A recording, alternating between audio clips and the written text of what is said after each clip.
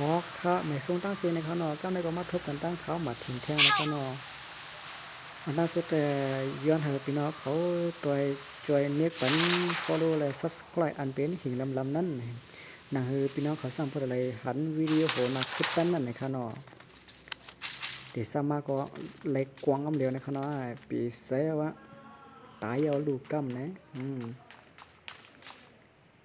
มีเสียงตีนแฮนั่นกันแล้วเนี่ยหาตัวมันเนี่ยโอ้เดินไว้ยาวว่าขึ้นโอ้ยวัดตีมั่วขึ้นตัวไปผมเลยอ่ะหมักป้อมก็ซ้ำบ้ามมีแท้กว่าโอเค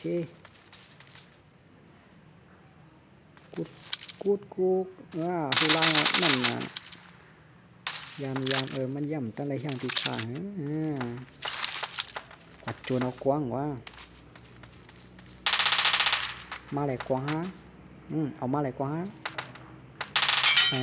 อ่ำตันก็ยำเลยที่พักตัวก่อนกูเป็นหันเฮ้ยที่เจ้าต้องเป็นหันห้าในสไลด์โอเคไล่บ้าแอมพ่อในขนาดจนกวางไอมากเนี่ยโอ้มีแนะนำเพียงขนาดเลยก็เลยพงอะไรแต่ทิศปีเสือขนาดพงอะไรแต่ปีเสือวะ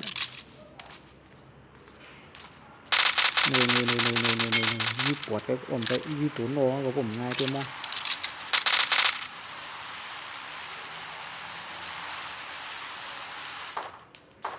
ยำว่าเรื่องต่างๆวะโอ้จะโกหกเป็นหิมะคือวางแขนเตียงแล้วจะโกหกเป็นหิมะไม่มาขึ้นมาขึ้นเนาะต่ำตัวในตัวหลังอยู่นั่นนะต่ำตัวในตัวหลังก็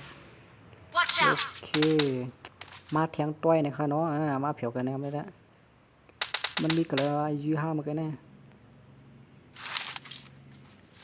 อ๋อหาเนาะจับก็หัว2 ลาย 3 ลายก่อนเนาะหมาย3มันเคยเขียนไว้นั่นนะอยู่หมาย3 กำไว้นั่นหาก็อยู่เป็นกำไว้หน่อยปฏิวัติตัวเอง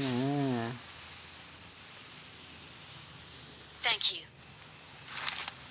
โอ Awesome. เค Thanks. Search for กิน vehicles. น้ำเชี่ยวไม่นานๆให้ก่อน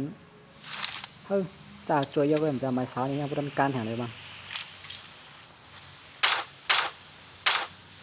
โอเคไปเกากำเกาจอยหมาย3ไม่ใหญ่ก่อน Help. Marked a location. หมาย2โหนมา Awesome. สไลด์ยัง Thanks. ไอ้นั่นแก้มแก้ววะมีแต่เหลือนั่น Watch out.